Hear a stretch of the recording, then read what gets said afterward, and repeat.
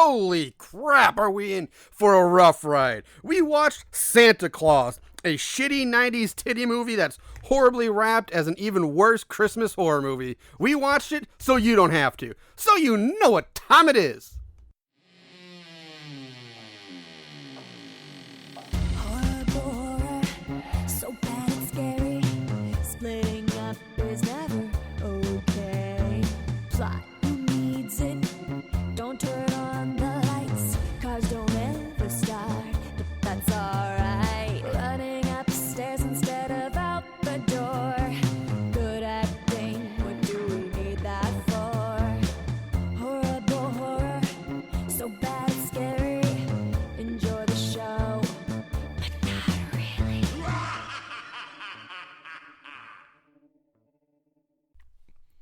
What's up, Moon Goons? Merry holiday season, if that makes any sense. We are Horrible Horror, the podcast where we watch the worst of the worst in horror movies. I'm your host, Marshall Hampton. My normal co-host, Mr. Aaron Southworth, is out sick this week. So filling in for him is our third member of the family, Mr. Chris Samples, is back once again. So Chris, again, as always, thank you for filling in when called upon. Yes, anytime. Yes. Always happy to be here. It's been a minute. It has been a minute. A hot minute, as they like to say. The kids say nowadays. I think that's what they're saying. Before we get into this week's movie, we had just shit to plug as always.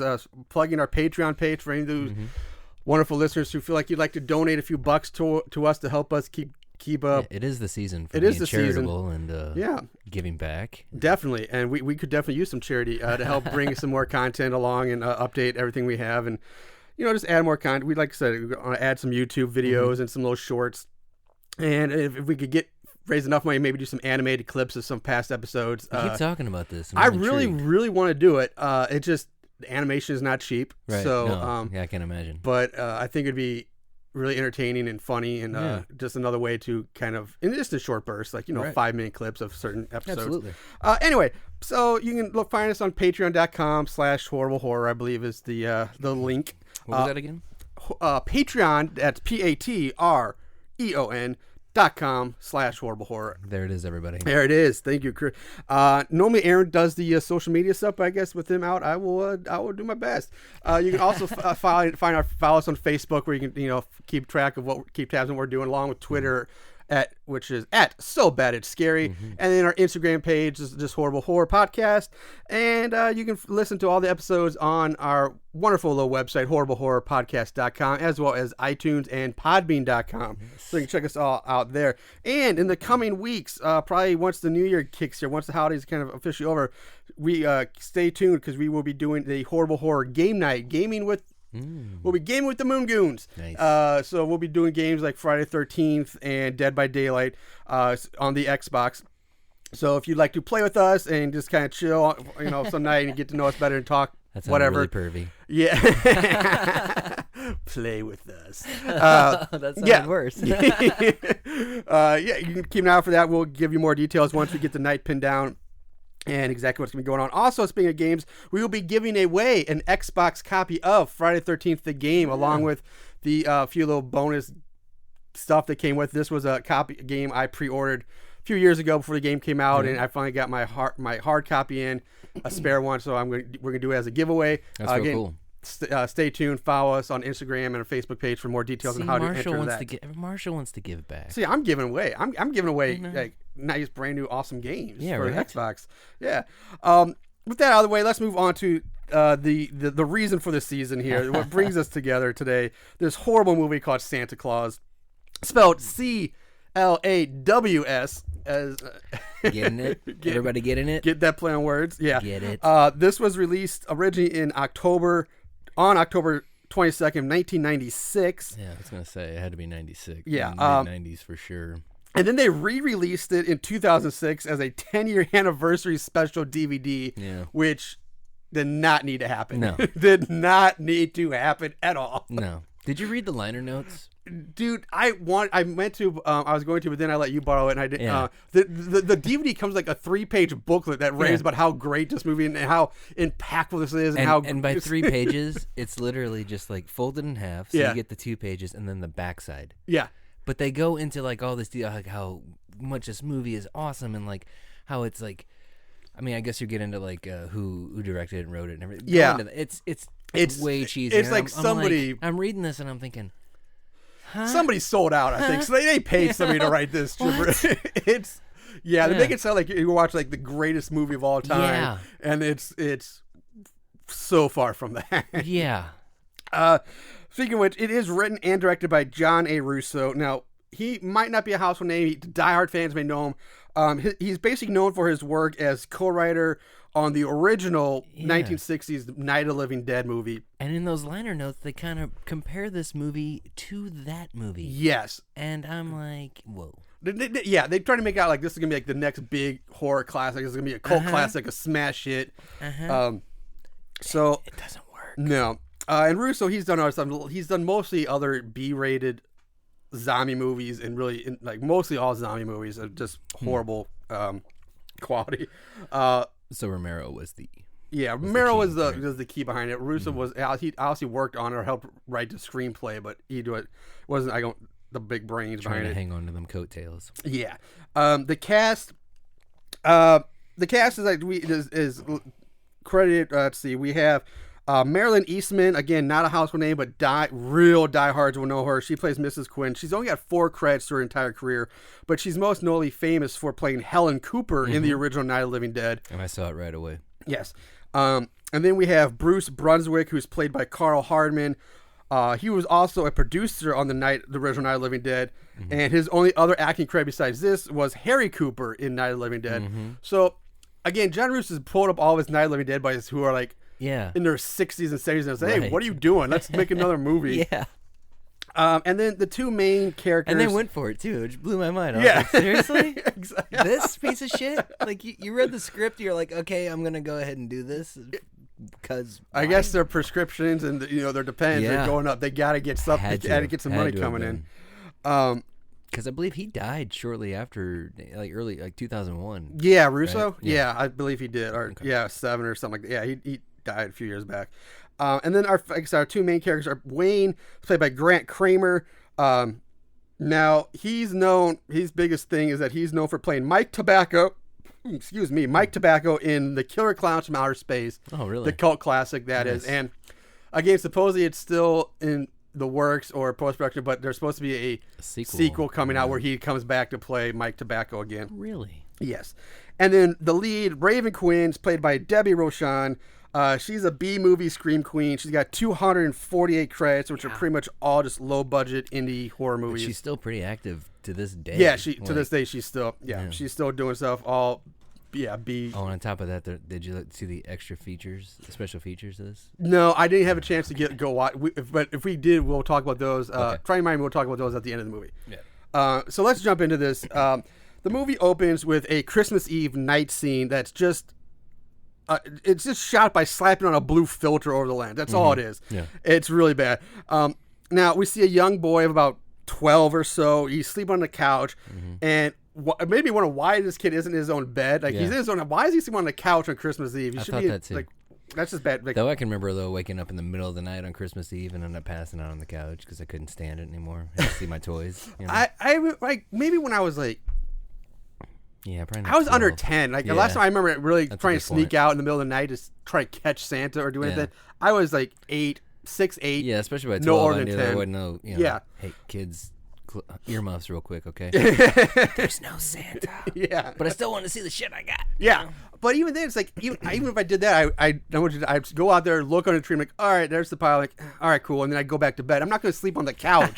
Like, why? Just go to. Anyway, the boy wakes up and he goes upstairs. Now, in the bedroom is the boy's mother and her chubby lover. Oh, God. And the lover says he drugged the boys hot chocolate so they can basically fuck without him waking up and interrupting them.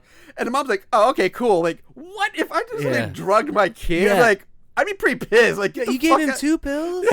He could overdose. Yeah. I take 2 pills all the time. Yeah, but you're a fat tub of lard with man boobs. Yeah.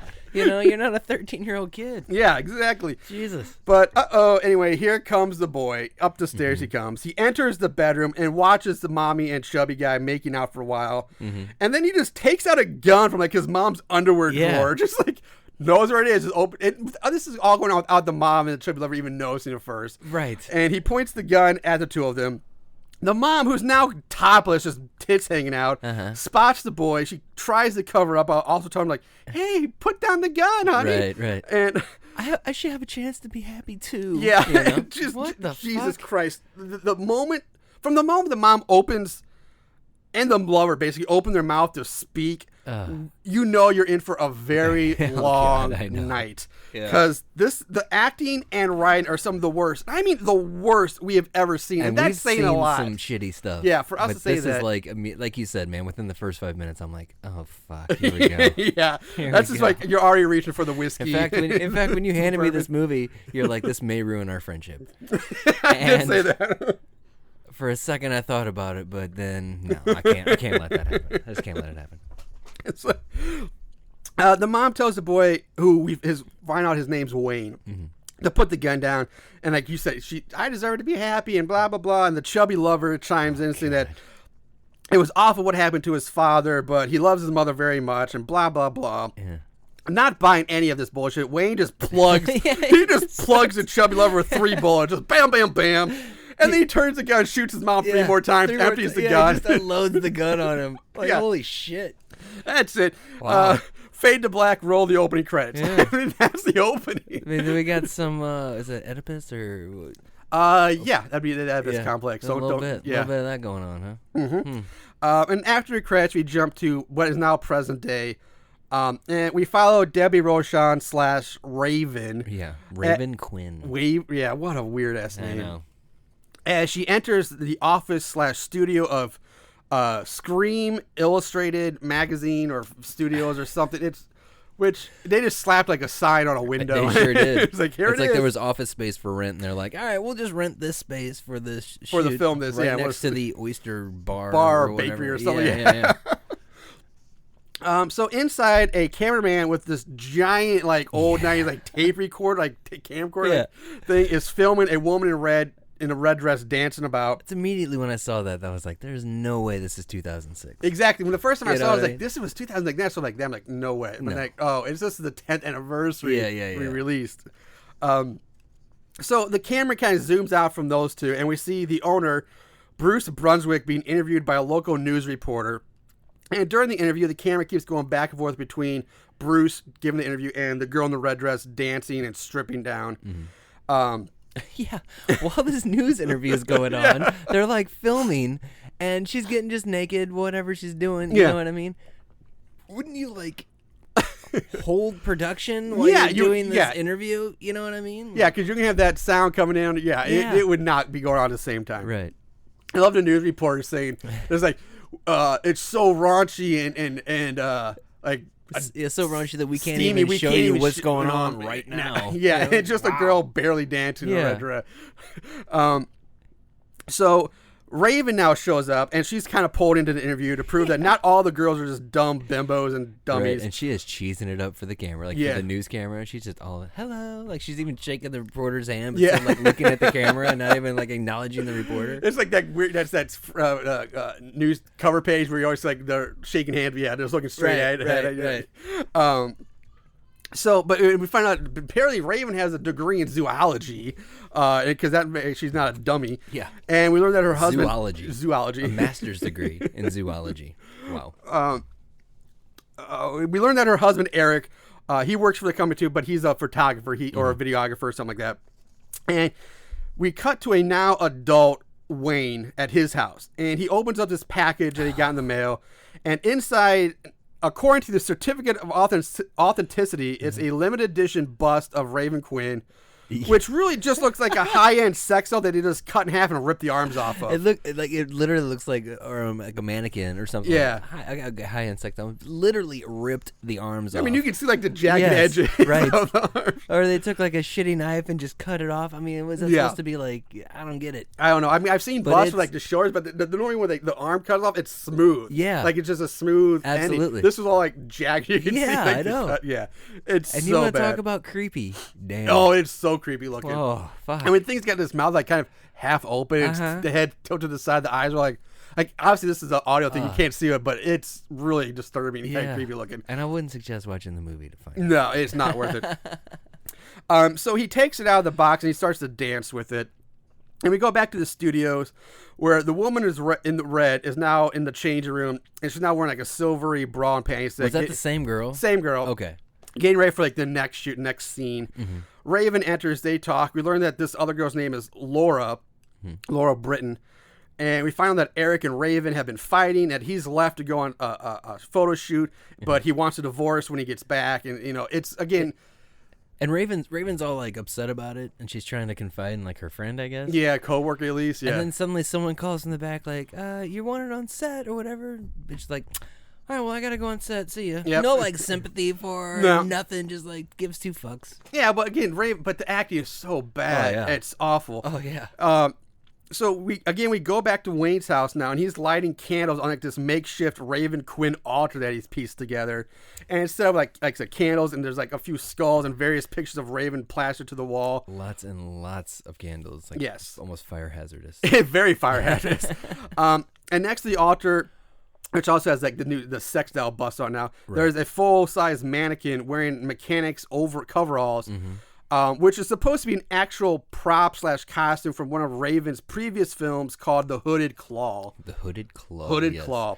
And it's also, the claw is Oh, we're going to come to that. Okay. We are coming to that Let's in a second. get into that. Wayne starts to fantasize about Raven, who now has appeared in his mind in front of him. And he's holding like some sort of an arm bracelet or something. Yeah, it's like one of those weird like wraparound and rubbing something on his face. It's the other end of the bracelet. Is it? Yeah, because it's like one of these like coil kind. It looked like almost like a picture. Like I know what you mean. I thought so too, but it's like it was it's one of those coiled up bracelets. Right. So he had most of the core on one side, and he had like it stretched out and rubbing it on the other side. So she's like seductively talking to him in his fancy, and then she just starts smearing her lipstick all over her face and start acting all weird, and like the sound goes out. Yeah, suddenly you can't hear. There's no sound. But you see her like rubbing her lipstick all over her face and up and flinging her hair. And she's down on her knees. It's like, what the fuck? What is going on? So now we cut to Raven. She's pulling up in the driveway of her mother-in-law's house in her sweet 1995 Chrysler LeBaron. Was it? I thought it was a Cavalier, but either way. I think it was a LeBaron. It's like, wow, she's really making it. Yeah, now. and she's talking about, I make money, I'm a celebrity, I have the money, but it's like, you're fucking driving a LeBaron, and you live in like a split-level house. Like, it's, you're not making it. They did not do a good job trying to, convey the fact that she's supposed to have money. Not at all. So she goes inside to pick up her two daughters, and the mother and the sister-in-law that were babysitting them. Mm-hmm. And we find out there's some tension between the three of them. Big time. And she gets the number to the hotel room that Eric's staying at and calls him, but really gets no response. She and the kids leave, whatever. And the mother-in-law is Helen Cooper from Night of the Living Dead. Right. And the sister-in-law is horrible. Everybody in this movie is horrible. She just has this like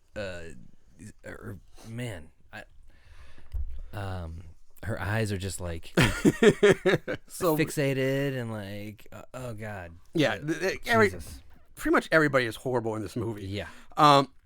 So now we cut to the hotel room we just mentioned, where Eric and another quote unquote model are in the middle of a photo shoot, which is really just someone's crappy living room. By the way, this is not a hotel room. No. And I think this photo shoot is supposed to be witch themed, but all they did was just put up some really cheap skulls on a wooden coffee table in front of a crappy fireplace. Yeah.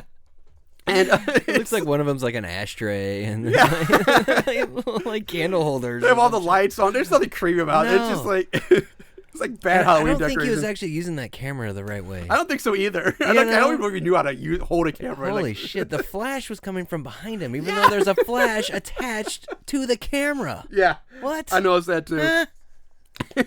So Eric tells the model that his wife was on the phone and that he just hung up on him. I was like, I didn't want to talk. And they go back to taking photos. The woman, the model's name is Debbie, I believe. She strips naked. Mm-hmm. The two of them start making out, and they end up fucking on the floor or something like that. Right. Yeah, she's like taking off his pants. She's on her knees, like trying to take off his pants. Yeah. And like, it's like, oh god. And then we go back to Raven. She's arriving, like I said, to her split level house as as her neighbor Wayne comes running out his front door carrying these 2 stockings, which he gives to Raven's daughters. Yeah. So Wayne is the guy that's obsessed with her, but he also happens to live next door. Right next door to her. And Raven invites him inside to help set up the Christmas decorations. Yeah, and he's just like real weird. Like I would not trust this guy one bit to like, even let him in my house. No, but she's like, yeah, come on in. No, you guys can't have that at all. You know, I don't know what the fuck he did to this. I mean, she invites him in for leftovers and to set up the Christmas tree. I was like, nah, I think Wayne needs to stay outside. Yeah, and they end up singing Christmas carols, which is just ear-bleedingly awful. It's... Oh, God. It makes me want to stab myself in the ear with like a screwdriver or something. Absolutely. The girls head off to bed, leaving Raven and Wayne alone to talk. Wayne, during this, he offers like, hey, you know what? I'll babysit the girls if needed because, you know, there's stuff going on with your mother-in-law and your sister-in-law. And Raven's like, yeah, sure. Why not? Why not? Of course. And they continue to talk about Raven's upcoming films and her being naked in the movies. And the scene goes on and on and on. Mm-hmm. And at one point, Wayne chimes in and says, hey, I would love it if you were my wife, and your husband's awful, but I would love you so much, and blah, blah, blah. And then he starts kind of giving her shit about, like, posing nude, and, like, do you ever think about what the guys that are watching this stuff like, you are think about the guys She's jerking off watching No, I don't ever think about that. Wayne, get off my ass, you know? Fuck. So, now another hard cut to Wayne back at his little altar, and he's talking to the Raven sex doll, and he's just ranting to Raven how much he loves her, and if he rejects his true and honest love, she'll get what's coming to her. Yeah. And now is when he grabs this really cheap, fragile-looking garden trowel, which was the murder weapon in the previous movie, The Hood. It's like a garden rake. Yeah, so something like that. It looks like a claw, if you will. So, but seriously, this thing looks more like almost more like a Fisher-Price toy than it is actual... definitely the cheaper end, and I have one similar that I meant to bring just so we could have a little prop on the table here, and I totally forgot it. It's all right. It probably I'm sure yours is probably better off. Would have been better than the one they used. It looks so fragile, like it would bend. So it's the cheapest. Did you notice that too? Like, because he starts like. He's talking to the sex doll and kind of swinging it at the face. It's like talking down to Raven, and then he goes down to like hit the floor with it, but he's like holding it so sturdy so that he doesn't bend it. Or when break he hits the floor. He's like holding it with both hands, like up by the claws, so that it doesn't bend or break. Yeah, it's like we only got one of these. We only got one. Yeah, right. We go back to the studio where Laura's dancing again and unwrapping herself, and then she starts grinding on like a sled and like stripping down. It's just a weird. Like I said, this movie is really basically like a '90s titty movie more than a Christmas horror movie. They wrap it really like trying to make it a really shitty Christmas horror, but it's more of a titty movie than anything else. I was having a real hard time like figuring out where we were going and what exactly was happening. Yeah, you know what I mean. This movie had they didn't know what they were making here. I don't think. After she finishes her scene, we cut to her getting out of the shower, which is just another excuse to see her naked, which we've basically already done. Only this time you see full frontal. Right. And then she's back in the dressing room, sitting in front of a mirror. Keep that in mind, drying her hair. Right. Wayne comes in dressed up as the killer from the Hooded Claw. He wears the black coveralls, gloves, and like this, and he's armed with like the shitty garden rake thing. And it turns out Wayne is also a vampire, I guess, because for some retarded reason, Laura doesn't see him standing right behind her, even though she's staring into a fucking mirror. Yeah. And it's not a small mirror either. It's a big mirror. It's like a big, like one of those wall mirrors you would see, but it was kind of tilted on the like on the table she was looking at. Yeah. Either way, you'd he still was see it. right up behind The her. only reason it was tilted is so that you wouldn't see the cameraman in the mirror. But that's a good point. That's the only reason. Otherwise, that's why I do. But she would still, either way, it's easily mirror. see him. You would see it, staying directly behind her. Easily see him because he's like combing and it's like trying to brush her hair. He walks up and starts running the trowel rake through her hair, and she's like, "Oh, Bruce, stop it!" Thinking it's the old man Bruce, and again, she's looking right in the mirror, right behind her. She can clearly see this guy. I like the vampire idea. And then that made me think, you know what? Maybe she's just fucking blind. You know, maybe Laura's just blind because that's the only reason that this would make any sense whatsoever. I don't understand at all. So Wayne grabs her as she starts to turn around. He wrestles her to the floor and kills her by repeatedly stabbing her with the garden trowel rake or whatever. And my God, does this look so awful. It's so bad. he stabs her in the face with it. Yeah, the first quote going hit. Yeah. he's gently holding the straw up against her face. Up against her face. It's almost like they put like little Play-Doh or something, like red Play-Doh on the end of it, and it's just like holding it to her face. You don't actually see him hit her or nothing. Like, oh my god. Yeah, the blood marks were supposed to be punctured. It's just like 3 little dots. Jesus. It's one of the worst effects. I think the movies Aaron and I made with our friends when we were like 16 had better special effects than this one. You keep talking about these. I want to see these eventually. One of these days. Oh, they're locked away in a box somewhere. Come on, I'm family. What? Yeah, that's true. Maybe someday. We cut back to Bruce, who's doing some meaningless task in the studio somewhere, and he hears someone on the other side of a studio door. He's like, "Hey, let me in. I forgot my light meter, whatever." So he's like, "Okay." Opens up the door. Right. There's Wayne. Wayne announces himself as the Hooded Claw, and Bruce thinks he's just an overzealous fan and basically shoos him away. No, he's like the Hooded Claw, and I'm gonna be the star of the sequel. And Bruce is like, there ain't gonna be any sequel. Go do your Christmas shopping. He's like not even fazed by this dude like stepping up to him in a black mask. Right.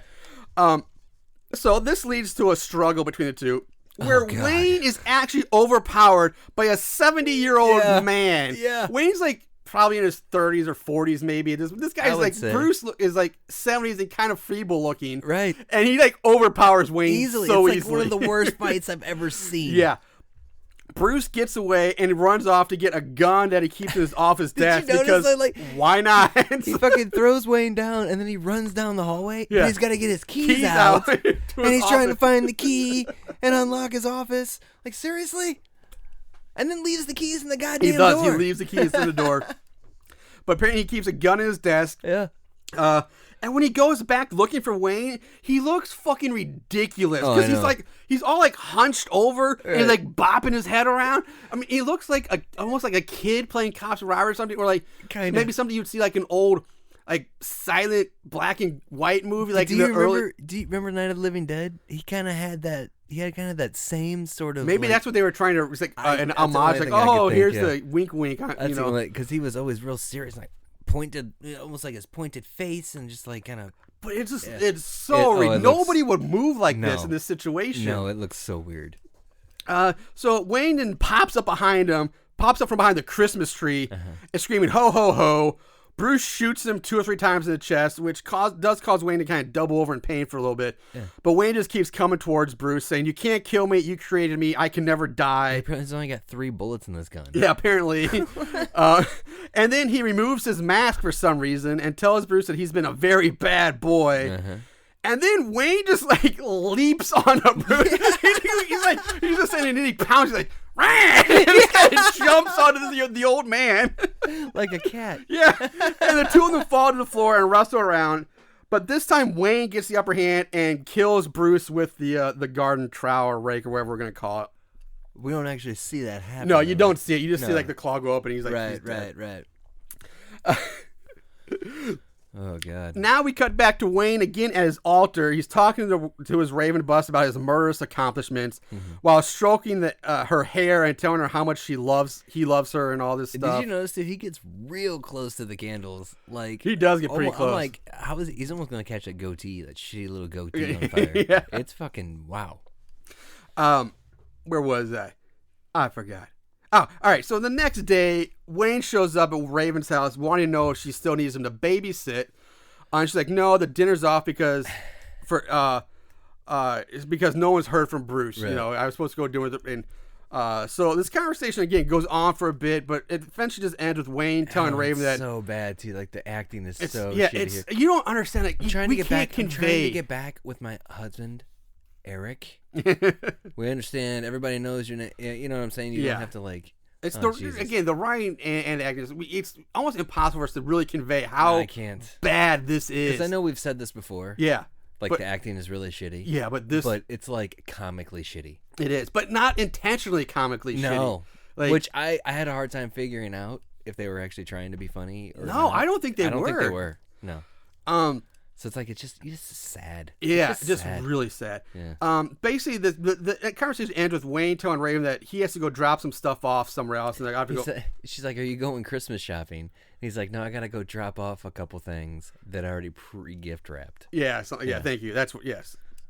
So now we cut to this is where we cut to Wayne driving out into the countryside, and he pulls over, he parks, and he grabs a shovel from the back of his car and heads off. Some shitty like Christmas country song. Yo, it's the music is so bad in this movie too. Everything in this movie which sucks. in the credits I think was actually written by the director. Yes, I think it was. I did read. They had custom made Christmas music for this, and it's so bad. It's awful. So like I said, he grabs his shovel and he's like starts heads off into the woods and he starts digging. And then next we see him. This bothered me though. Because he's like digging in the snow. It's like 2 feet of snow. Yeah. So the ground's gonna be solid, dude. You're not exactly. You're just gonna bury them in the snow. Yeah, that's exactly. We see him dragging 2 dead the bodies of Laura and Bruce wrapped up in sheets. Let's talk about that for a second too, because he's got to be fucking. He's got to have superpowers or some shit. That's exactly what I wrote. He's just going to drag 2 bodies without any problem at all. And this guy's a twig. Like, he's a $120 or even barely maybe a $140 at most. Right. I mean, and he's dragging 2 dead corpses through snow. At the same time. Like, no way. Not like, even struggling with them.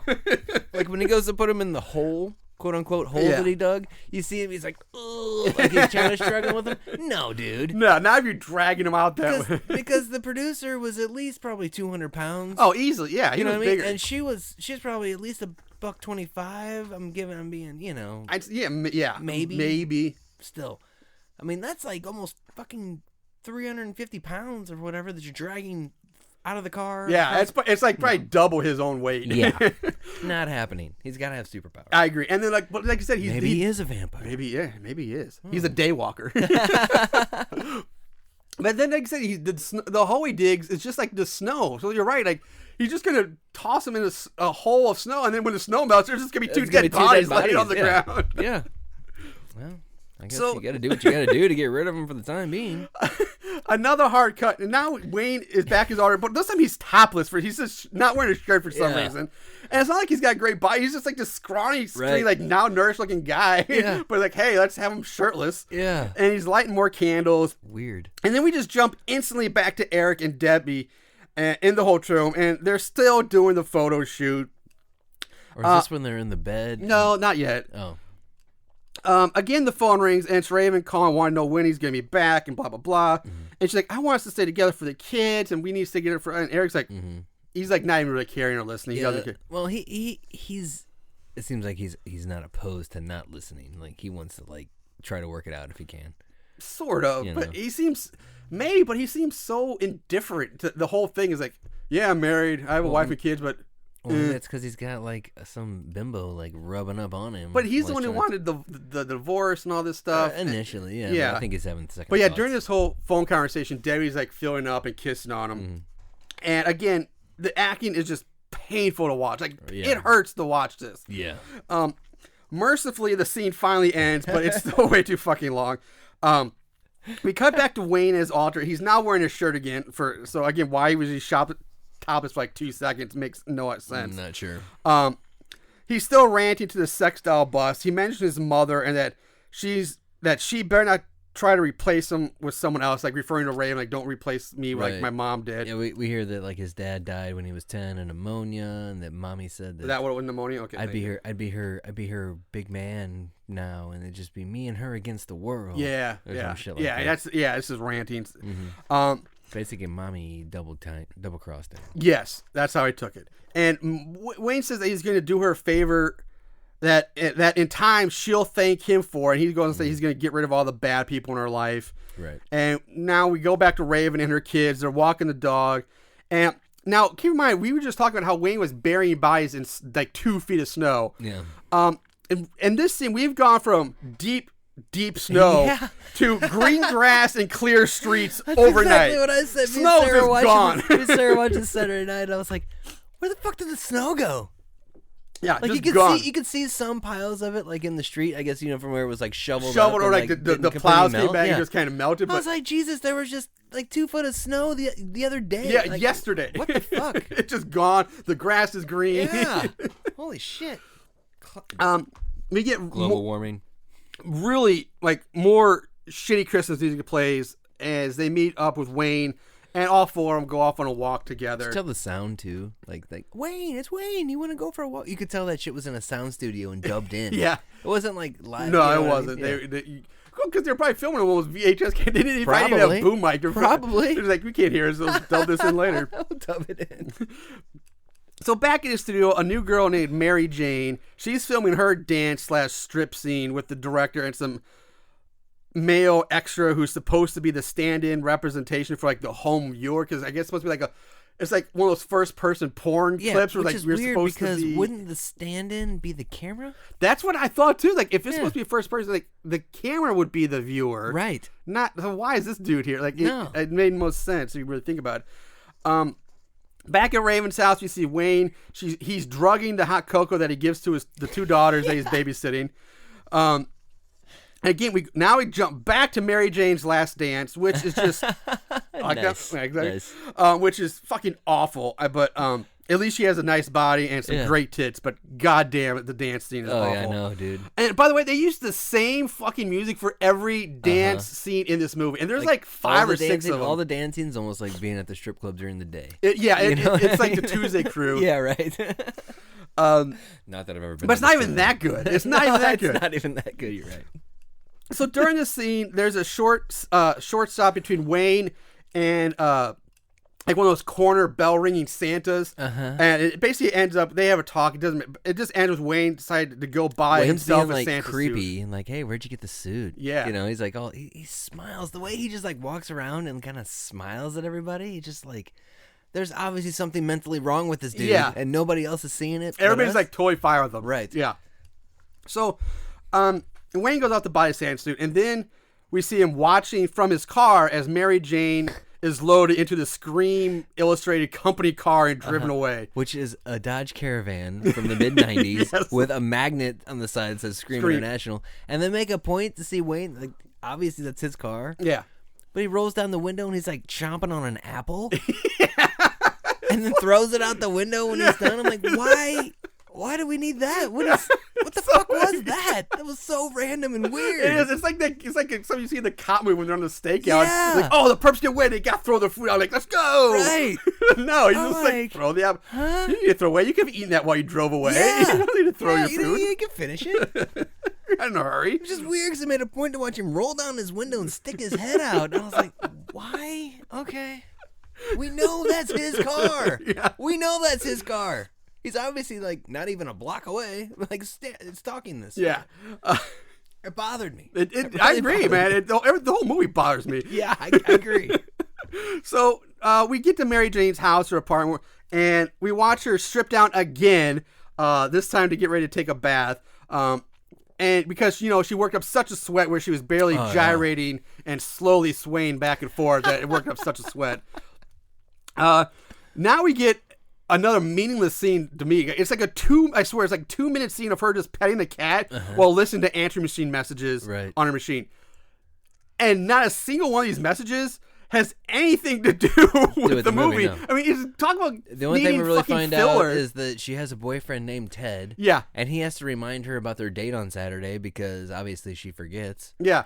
So mom called and said dinner Sunday with Ted. Yeah. Okay. So that takes like 2 minutes of this movie. Like they were that desperate for filler. Like Jesus Christ. I mean, we didn't say. I should have mentioned this at the beginning. The movie itself is only like an hour and 12 minutes long. Yeah, hour 15, I think. Yeah, and that's if you include the credits. Including the credits, yeah. So I mean, god damn, like what? If they needed to include this shit into the film, right? It's just, well, they were struggling obviously for any type of plot or direction. Yeah, I mean, at this point, no wonder there's so many long, boring booby dancing scenes because there's nothing else in this movie. But now she goes to take her bubble bath. So again, she's naked again. Someone knocks on her door, forcing her to get out of the tub. The door knocking sound effects are awful because again, normally when somebody's knocking doors, like it's like knocking, but this is like boom, boom. Yeah. It's like somebody knocking on like a giant like castle door, like it's echoing through the stone halls of a castle. Yeah, it's like it doesn't match up at all. No. At the door is Wayne dressed like Santa, saying that he's here for the some party, and MJ tells him that hey, this is the wrong house, but Wayne manages to convince her to let him in, so but he can use the phone. She's almost being kind of flirty and coy with him. Really? Yeah, I thought so. Huh? There's no party here, but I wish there was. Well, I did. Yeah, it might be in that line. She's calling him Santa and stuff. I don't know. She felt like she was. I don't know. He's dressed as Santa. I didn't really. I didn't catch the flirtiness, but maybe. If I don't know. If I was a woman like that and like home alone, I don't think I'd be going to the door. No. You know what I mean? Yeah, exactly. I kind of agree with you too on that part. Coy. So he gets in and he basically grabs her, carries her to a bed, he tosses her down and mounts her. And once on top, he starts screaming and calling her Raven, even though they look nothing alike. And saying that he would never hurt her, he loves her. Then he realizes it's not Raven. He snaps out of it, and he just strangles her to death. And she doesn't even fight back. She really doesn't. And he goes in to almost kiss her. And again, she's almost into it. I felt like she was almost into it. Like she was just going to let this happen. She's like, damn, all right. All right. You're going to be all forceful and take me. And then he just strangles her. She don't even like try to gouge his eye or nothing. She just fucking gets she's like, she just takes it. What the fuck? I just had there's so many problems with this. Yeah. Like, first of all, if he's going to, like I said, it would make sense if he got confused, if she had dark hair like Raven or something, but she has like almost reddish hair and Raven was like black hair. They look absolutely nothing alike. Well, he's obviously a psycho. I mean, right, but a lot of times, even in the second one, you see like if there's some similarity, at least you can kind of buy it. Right. But nothing about these two are similar at all. And then it's like, why is he killing her? If he's like, I'm going to kill all the bad people in your life, she is like no threat to Raven, unless he's like saying, oh, she's another woman that's taking screen time away from you. That's the only thing I think of. But that's kind of the point he made when he killed the first girl. He's like, you'll never replace Raven. As he was killing her. But then he gets confused almost with this one, trying to call her Raven. And and then trying to follow it. Strangles her out. I don't know. Yeah, I don't get it either. It's really. It's impossible to follow. So we go back to Raven. She's returned home from shopping. Wayne is there. He's come back from killing. And they talk. She thanks him for watching the kids. Blah, blah, blah. We go back to Eric at the hotel room. He's packing his bag. Debbie comes out wearing black lingerie, wanting to know where he's going because they still have another day of shooting. In this, really, this is like 3 days now of shooting in this shitty hotel room. Like, how much more can they possibly do in this setting if they haven't done? Like, you can get this out. You can knock that full shit out in like an hour, 2 hours tops. Right, and that's pretty much what he tells her. He's like, "Man, we got good stuff. I'm kind of done with you." Yeah, he says the shoot and the relationship is over, and he leaves. I totally forgot to mention his sweet mullet too. He does. He's not a complete mullet, but it's like on the verge of a mullet. It's like it's a mullet. It's like mid-90s mullet. Yeah. Sorry, I just thought about that. I'm trying to think of something else to talk about. No, it's fine. It's not complete full-on mullet, but it's like, it's a mullet in the making. It's a mullet in the making. Nice. Next is another boring scene with Raven and her kids. She's telling them stories about her crazy fans at conventions. And it ends with her saying that she has to go to the studio tonight, but Wayne's going to babysit again. That's really all you got to know. Why is she telling her daughters these I thought stories? The same things, like, oh yeah, I meet these crazy fans who want me to do maybe all this stuff. Like 10, 11. Yeah. Not even that. Like she's telling these stories about these crazy fans and like all this weird shit that creepy guy doing. Like, I won't be telling my kids that. Mommy, and they said, "Mommy, can you tell the story again?" Yeah, like she's been bragging about it. And I look in the stories like, "Mommy's a celebrity. Mommy has fans all over the world." But you're in like this crappy little suburban house driving a LeBaron with you're not rich or famous. No. And this is nice. This is like before really before the internet really took off. Like, the internet was around in '96, but it's obvious too because there's no cell phones. Everybody uses the household phone. Yeah, landlines. I mean, there's no YouTube. There's none of that stuff's out yet. I mean, Netflix. None of that's there. She's no. So we go back to Wayne, who's spray painting his Santa suit black while whistling Christmas carols or music. And then we're right back to Raven at the studio. She's dressed up in her sexy red Christmas outfit, which isn't really that sexy. But she's talking to... I didn't think it was too bad. It's not too bad. It's just... I thought it was better than the other ones. I don't know. I got nothing else to go on here. I'm sorry. Fine. Yeah, this is trying to add some I know content to this podcast. This episode is a good part of the investment. It's just, this movie was so horrible. Like Marshall's just running through this, and I don't blame him because there's nothing really to talk about. It really is. I mean, it's bad, but it's like it doesn't give us enough to really sink our teeth into. We're just doing the best we can. I'm gonna say that was the best outfit. Okay. Also, and one thing I did notice about the again, you can definitely tell it was '90s. Is like the first girl, Laura, the first girl that was killed, the thongs she was wearing were like the really high-waisted ones that really accentuate like the hips and the Absolutely. butt. So you can definitely tell it was 90s, but for the high cut of that thong. Yeah, there was a lot of thong. Yeah. So we go, like I said, we go back to Raven. She's dressed up. She's talking to the director about her scene, and they start filming, and Wayne's still painting the suit black. Eric arrives home to find his daughter sleeping on the couch. He finds an empty mug on the table, and he jumps straight to the conclusion that, oh my God, they've been drugged. Yeah. Like, what? He like runs his finger through it and like he's testing for cocaine or something like that. Like there's Seriously? residue in there. Like, come on. Really? Your kids are asleep on the couch. The first thing I'm thinking, oh, they're just tired. I'll put them to bed. Not, oh my God, they've been drugged. Right. let me It's get the like 2 forensic days in lab. a row that they've been drugged now. Yeah. You know? It's like, I got to call the forensic labs in here and get this shit tested. Talk about a bad mother, because I don't think she ever changes these girls' clothes. They were wearing the exact same clothes. Were they? The night before, yeah. Because they were in the exact same position that they were the night before. What the fuck? So, I missed that one. He rushes off looking for Raven. He calls his mother to tell them what happened. Mama tells Eric that Wayne was babysitting the kids. And so Eric has mother and sister come over to watch the kids so he can leave. Mama's not cool with Raven. No, Mama is not. Mama's kind of a bitch. At some point, you got to tell your mama to back the fuck up. That's true. You know? Back off. Whatever. Eric's a bit of a mama's boy, I guess, then. Yeah, obviously. So we go back to Raven. She's in the middle of filming her striptease dance. She gets topless, so at least there's that. And then Finally. for some reason, she thinks it's sexy if she starts rubbing like these wrapped Christmas presents over her tits, which is not really sexy. It's just a weird choice to make. Yeah. There's nothing sexy or how about about when she's like dancing with the teddy bear, which is not the first time Yeah, one of this these is the girls second time. dance with the teddy bear. Yeah, like, stuffed animal. Why you gotta molest the teddy bear? Yeah. Nobody wants that. It's a kid's toy, man. Come on. Back at the house, Eric's mom says to show up. Eric's back now. Even though he's like, I'm leaving, he's back. Like, what? I thought you left, dude. Like, what happened here? Oh, and what's awesome, too, is when he goes to leave the house, he's like, I'm going to the production studio because I don't want to call ahead because if what I think's happening is happening, I don't want to know I'm coming. Yeah. So he jumps in his sweet, big body Lincoln. Yeah.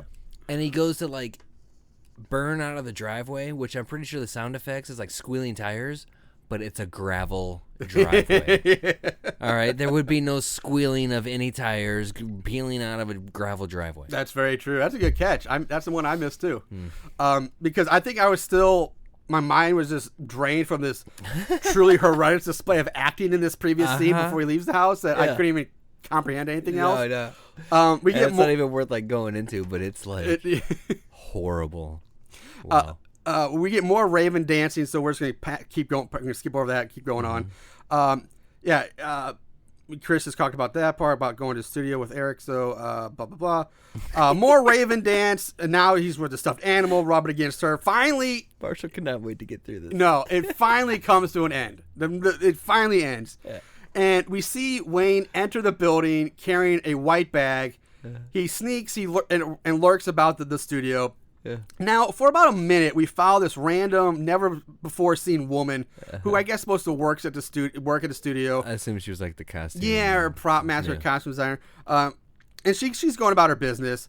Wayne just pops up, stabs her in the stomach with the trowel, then chokes her to death. Yeah. With just like all the other kills, looks absolutely pathetic. None of these women fight back. No, and fucking with the strangulation. You know how long it takes to strangle somebody? I know, and I don't know exactly, but I'm pretty sure it takes a minute to choke somebody to death. Well, and not unless it's Saturday Night Dead the Night 2, where Ricky strangles a woman with a car antenna in like 2 seconds. Oh. Like, basically, if you touch the antenna to the neck, it's an instant death. Oh, It's basically that movie. I see. But, okay, in that movie. But he's actually using his hands That's and true. strangling somebody to death. And they're not fighting back one bit. But can we talk about the strangling? Because the woman is doing, like, the oldest, like, childish, like, stick your tongue out, make a face while being strangled. She's like,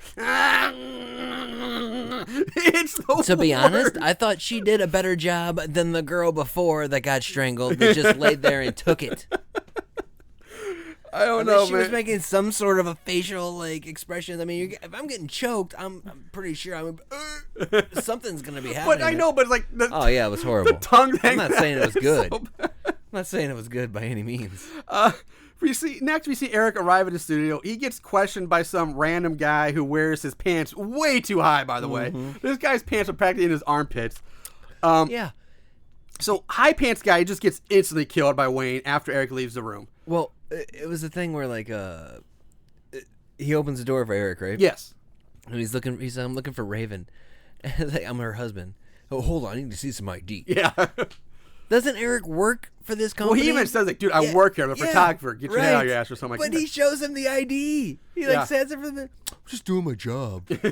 You know. And that's when Wayne grabs him and says, "I'm just doing my job." Yeah, or something. And he just instantly kills him. Chokes that dude out. A lot of choking going on. And he don't fight back. No, nobody fights back in this movie. Jesus. Eric ends up finding Raven, gives her like the third degree about the kids and everything that's going on, and Wayne and all that. Yeah, and it's so bad. And Raven's like, "Oh, okay. Well, I need to change clothes first, and then we can leave." Right. That's when we hear Wayne shouting out, "Ho, ho, ho, Merry Christmas." Mm-hmm. Wayne walks into view wearing his black Santa coat and the black mask. He tells Raven that Santa knows what she wants for Christmas, which is to be rid of her husband. Mm-hmm. He says, "I'm Santa Claus." Yeah. She pleads with Wayne to stop. He just goes on saying that she wants to get rid of him like his mother did, but that he needs her love. Mm-hmm. That's why he's killed all the other people. He did it for her. Eric leaps onto Wayne again, like everyone just leaps like a cat. It's like this, and he pounces on Wayne. They quote unquote fight and struggle, which again is just so pathetic looking. Because Eric is like twice the size of Wayne. Yeah, and Eric would easily overpower this. Yeah, easily knock the shit out of this Wayne dude. Oh, exactly. Yeah, I agree with that. But somehow Wayne always gets the upper hand. He's Weasley. He's wily. He's gotta be. He's got superpowers. Raven tries to help, but she just seems like she's more in the way than anything else. Yeah, I agree with that. Not once does she like kick him in the face or claw his eyes. It looks like they're trying to like fight around her. It's like, get out of the way, Raven. Get out of the way. Wayne gets on top of Eric. Raven then hits him over the head with a cardboard box, which apparently knocks Wayne out cold. It's funny too because when she like double takes hit him with the box. Like she goes to hit him and then she stops. Hits him, and then when she puts the box down, it says fragile on it. It does. What could be in that box? It's gonna knock this dude out. Even if it was like a glass vase, but still, like there's nothing in this box. No. The way it's hilarious. Oh, it's God. so bad. She like double. Jesus. The double take is, I think I'm so glad you mentioned that because I was like, wait, what? It's like she starts making, she stops to think like, wait a minute, let me think about this. Like, all right, let's and then just puts the box. The box isn't even damaged or anything. No, it's like she doesn't drop it. She carefully puts it back down, like on top of the other boxes. It's like a whole stack of boxes that say fragile on them. Like, what the fuck could be in there? VHS tapes. Oh, there we go. Because they're fragile. Oh yeah. Eric and Raven, they leave as Wayne starts to get up and go after them. Eric knocks Wayne down a set of stairs. Yeah. But Wayne just pops right back up and keeps takes that tumble pretty good though. He does take the stuntman, whoever that is. Yeah, takes but a then good stumble. Eric just stands at the top of the stairs and waits for Wayne to come back up. Yeah, and as he starts coming up the stairs, Eric's again, like, "Oh, dude, okay, you are twice the size of this dude. Just take him out." Yeah, I agree. Like, just stay on him. But Eric runs off as soon as Wayne starts coming up the stairs. Mm-hmm. He tries like to block this doorway, the door they're in, but Wayne just kicks the door open, and the force from this kick sends Eric crashing up against the wall behind the door and knocks him unconscious. Because Wayne is like, so bad. Yeah, like the fucking Hulk, man. He just kicked, just bam! There goes Eric. Unconscious, he's out. His reaction to the door coming up, like hits his head on the wall apparently or something, but it's just like, sorry, I can't do it justice. No. If we had a video here, you could see me doing it. Oh man. And so he's out cold. Yeah, out cold. Raven tries to run, but turns out she has nowhere to go. She runs right into the studio where they've been doing like the set, like the little backdrop and, set. Bumps into this plastic shelving and knocks the presents over. Like, oh god! And then this is fucking Oscar-worthy. Oh god! Acting here. Wayne closes on her, rambling some more crazy Christmas crap. Raven is begging and pleading with him, saying, "Hey, I'm your friend, Wayne." And it's you gotta turn yourself into the police. Oh my god. Wayne takes off his mask, more ranting, and this Eric starts. He's ranting about how Eric takes pictures of other women naked and that he's a horrible person. During this rant, Eric has come to now, and he's managed to sneak up behind Wayne. Eric grabs him from behind. They struggle again. Once again, Wayne ends up on top of Eric, stabs Eric in the shoulder with the garden trowel or the rake. Raven tries to help, but Rain just knocks her away and begins to choke Eric. And just like the one we just saw, Eric also makes this ridiculous looking face while being choked. Well, in the time, like, because Wayne comes up to hit Eric again, and at that point, like, Raven, like, knocks the rake out of his hand. Yeah, something like that, yeah. Like, she can overpower him that much, and then she, like, falls down. Yeah, she just falls. Like, oh! So then, yeah, now Wayne's, like, strangling Eric. Yeah. Which, again, there's no fucking way this is happening. Oh, I agree. Like, Eric should just be able to toss him aside. Yeah. But I find it hilarious. Like, this guy is making that same weird-ass, tongue-out, choking face. Now, like Chris just said, Raven she gets her hands on the trowel / rake somehow. And she pops it behind Wayne, stabs him in the chest with the trowel. Wayne clutches his chest. He forces out one more, "Raven, I love you." And then he just falls over dead. Yeah. Which is fucking ludicrous, you think, because there's no way this thing is punctures through his She gets him sternum. high. She gets him high. Even like the up by sternum. the throat almost. So there's no way that, like you said, there's no way that's going through that breastplate. The breastplate. No way. No way. I mean, even like I said, even if it does, it's not going to puncture through enough to hit any organ. It'd be sticking like, "Oh, that really fucking hurts." Yeah. And it pull out, but it's not going to kill. This thing is not going to kill anybody. If she came down lower, maybe got through a couple ribs into like a heart. Maybe, but no, this is like dead center mass. Yeah. Yeah, I agree. There's no way this thing kills anybody. Fucking horrible. Raven and Eric would bend and break before we could even exactly. get through. Yeah, that's probably even the best thing. It would snap in half. Like I said, Raven and Eric they hug, and we fade away to the next day, which I think is supposed to be Christmas. I don't fucking know. It doesn't matter. Raven and Eric, who now has his arm in a sling, they're at like a local park. No. They're out back on a swing set. I used to have that exact same swing set in my house. I was gonna say this. I thought it was supposed to be a park, but it's really just someone's backyard. Yeah. But they're on a swing set, and the kids, like, they're like, "Hey, push me," and then they run off, saying, "Look what I can do!" Right. And also, again, there's no snow anywhere to be seen again. Snow is completely gone. The kids run off the play as Eric puts his arm around Raven and says, "This is gonna be the best Christmas ever." And she's got a super sweet, like, stonewashed Oh denim yeah, jacket. she does. Yeah, she does. And the two of them walk off together after the kids. Fade to black. Roll credits. That is Santa Claus. Ladies and gentlemen, Marshall could not get through that movie quick enough. I'm sorry. It's so bad. It's so bad. I love it. It is terrible. Where'd you find this movie? Oh, I just found browsing. I was like looking up Christmas movies. Like, Really? I actually had this movie last year. I bought it last year. I hate to say I bought this movie twice. Ooh. Because I bought a copy for Aaron, so he has a. So yeah, I was thinking about doing it last Christmas, but we ran out. So I just held on to it for this one. Okay. Like, oh no, let's do it this year. And I ordered another copy to give to Aaron. Okay. Which maybe that's what made Aaron sick. Like, maybe this movie physically made him sick from watching it. But I want to comment on the fact that Eric says that it's like suddenly the movie turns into like It's a Wonderful Life or something like that. This is going to be the best Christmas ever. Even though we were just assaulted and almost murdered by a psychopath. Yeah. And like magically the relationship is perfectly patched up, even though like Eric's like, "I want a divorce because you're an awful mom and you suck." But now everything's back together. I never understood that argument though, because obviously he got her into this thing. Yeah, like and he's That's a great point. They do nothing to explain why they're like.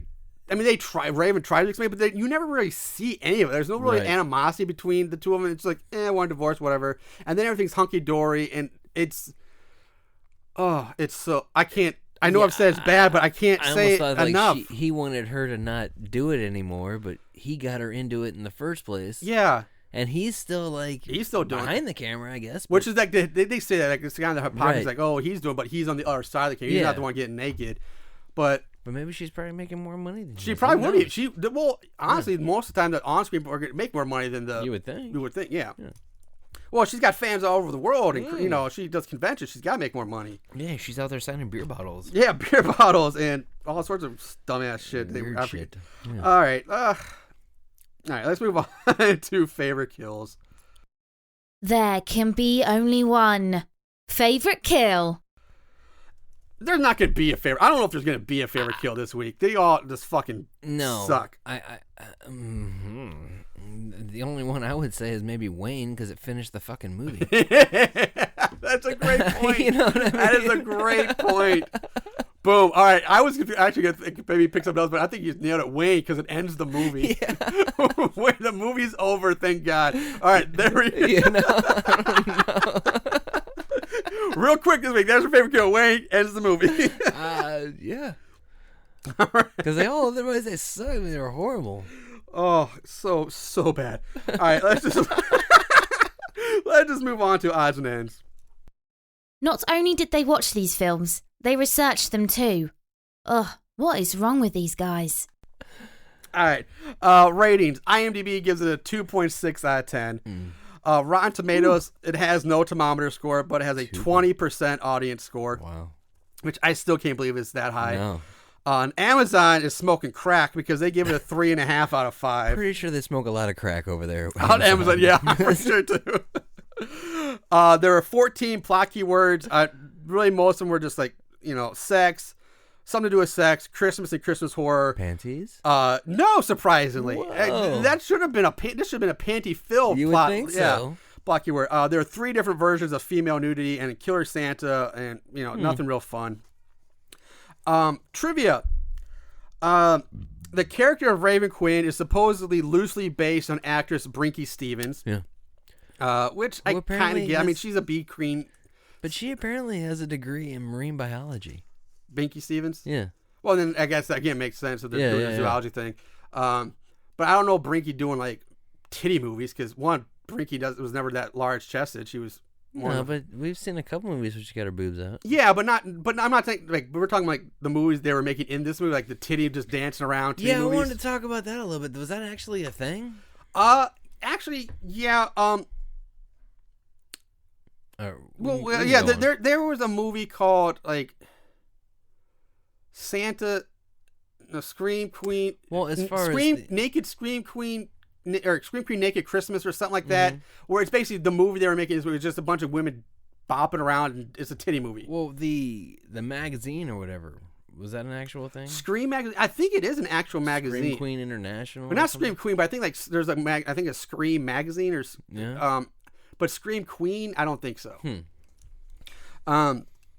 So the actor who played the director in the movie, even though you never really see his face so much, is S. William Heisman. Now he's going to be most famous for being the cemetery zombie, the first zombie on screen in the original Night of the Living Dead. He's the one that kills the brother. I read that and I was thinking that was the guy. Yep.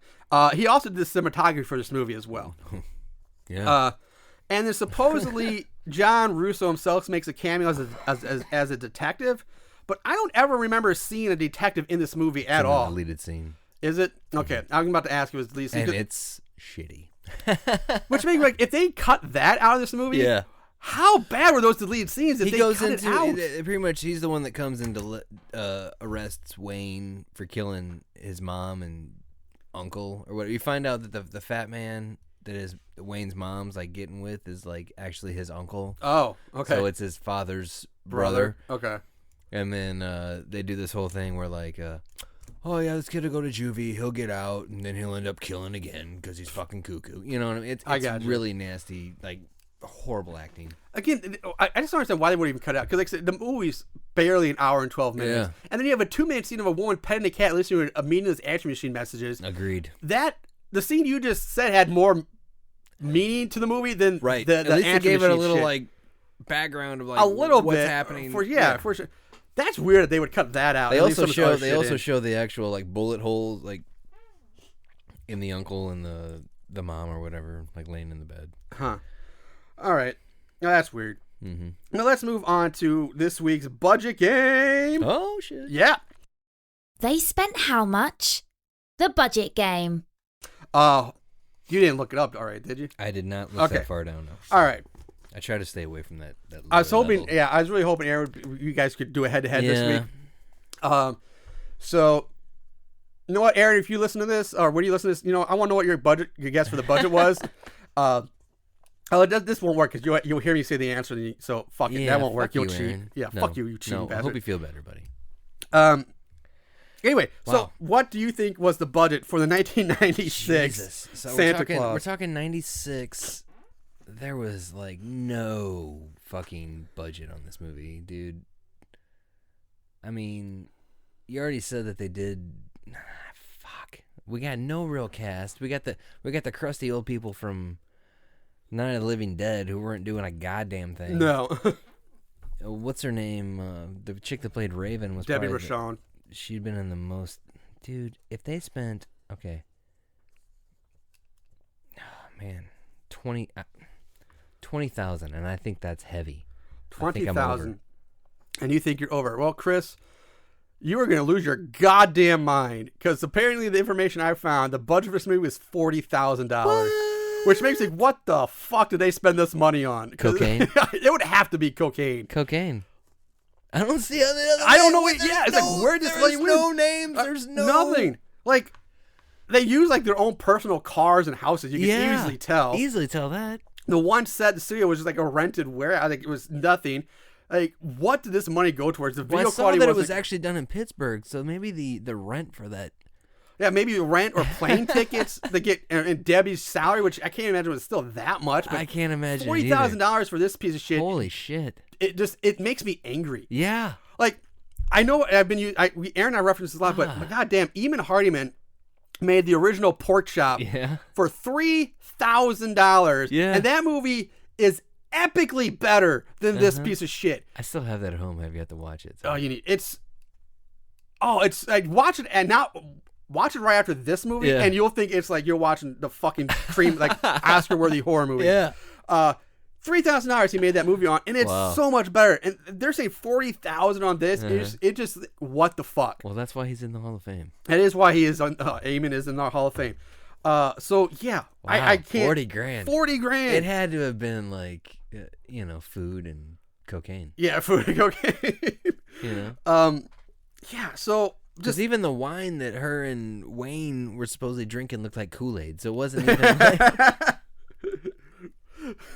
It's probably like the $2 Chuck from Dirt Cheap here. Ooh, goodness. Shout out to Dirt Cheap. Hey, Dirt Cheap, you want to sponsor the show? Yeah. That'd be great. We'd love to have that. Hey, I'll drink your Dirt Cheap beer. I'm drinking the Dirt Cheap beer. So Cheap, fun. I know. We have your little chicken on as a guest. Yeah, that'd be awesome. They won't ever hear this, but that's to be awesome. Maybe. All right. Maybe.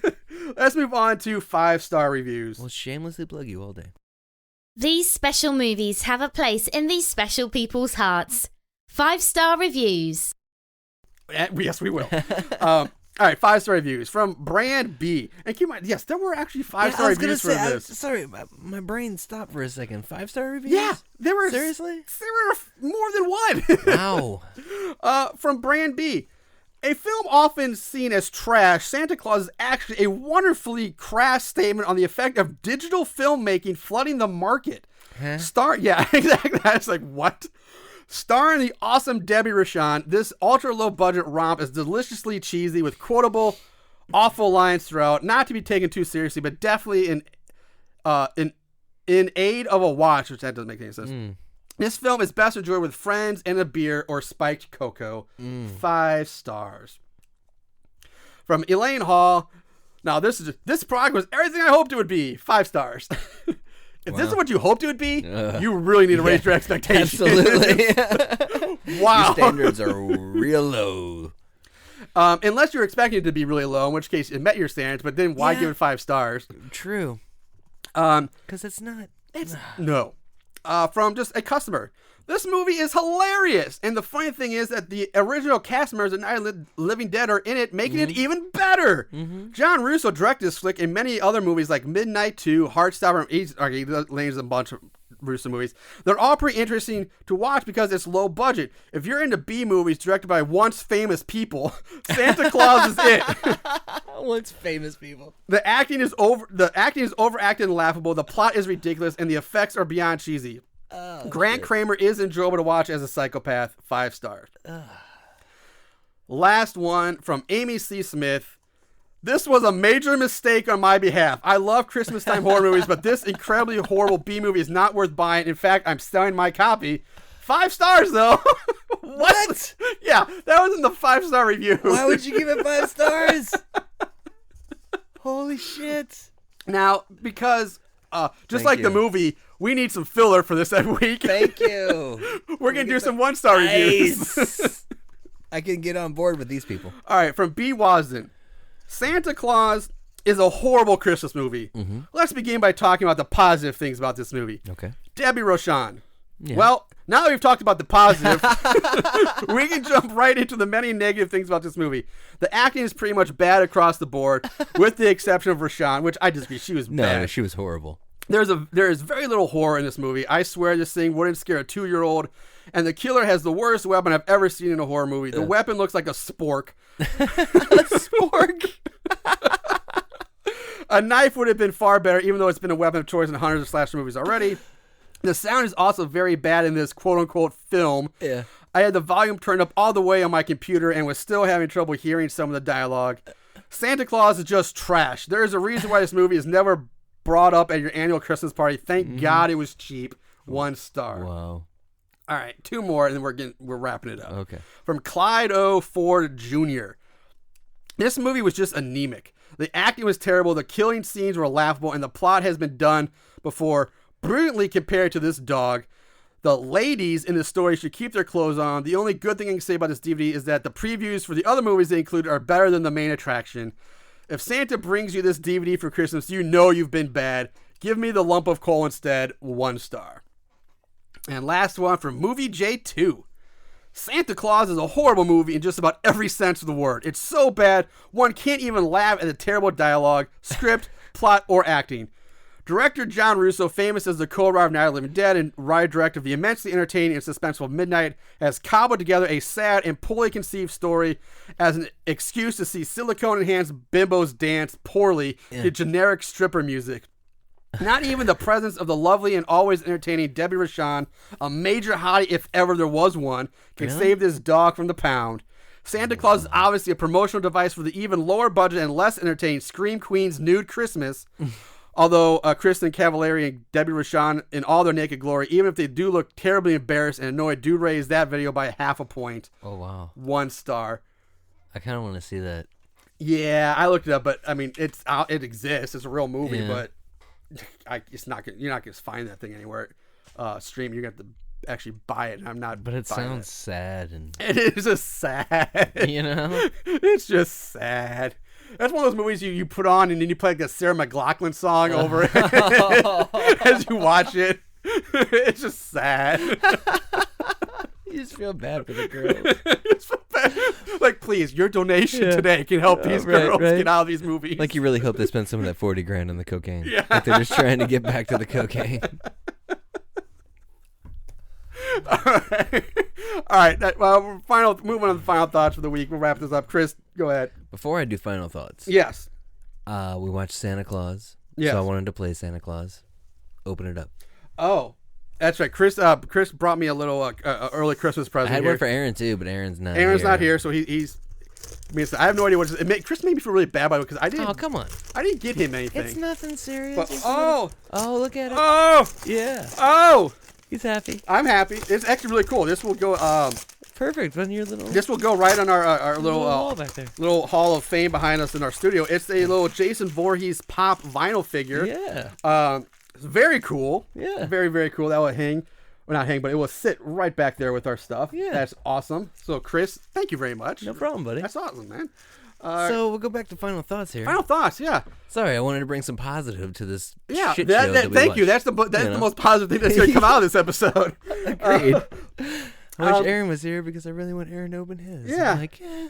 But I gotta say, I was confused by this movie the entire time. I wasn't sure if they were trying to be spoofy or if this was serious or what.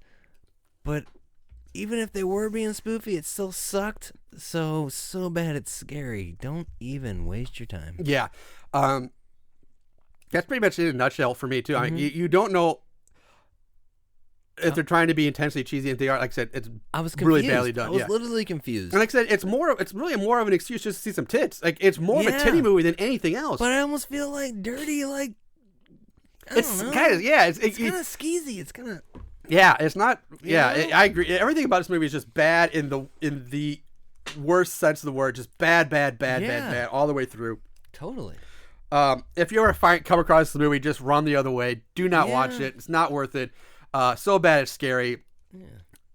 I just like this movie. This podcast is actually almost longer than the movie now. So with that said, we are gonna wrap this fucker up because I can't handle this one anymore. No. All right, guys, we'll be back next week with another. Actually, we know what movie we're doing next week. So it's become a holiday tradition here at Horrible Net. We will now be doing Silent Night, Deadly Night 3. Oh, wow. So, yeah, for the third year, we've done a Silent Night, Deadly Night movie. There's, I think, 5 or 6 of them now, so we can keep going. Right, awesome. We'll be doing Silent Night, Deadly Night 3. Better watch out next week. So, in the meantime, guys, we're signing off. Chris, again, thanks for sitting in. Hey, man, no problem. And in the meantime, watch more horror movies, and remember to always keep it tight.